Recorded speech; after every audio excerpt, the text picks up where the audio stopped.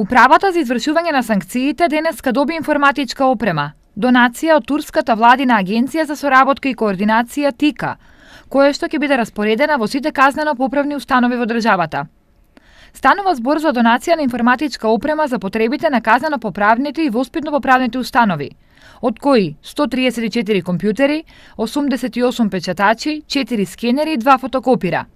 Опремата ќе биде доделена на сите 12 затвори на територија на Република Македонија.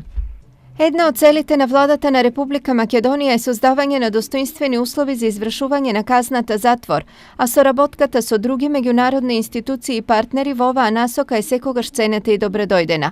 Владата на Република Македонија инвестира во подобрување на условите во затворите, а ова подобрување се надеваме ќе биде забележано и во извештаите во кои оценката за реалната состојба за условите во затворите е загрижувачка.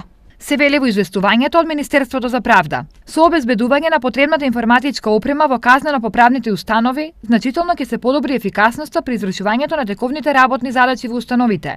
И таа ќе им служи и на лицата кои што ја извршуваат казната затвор.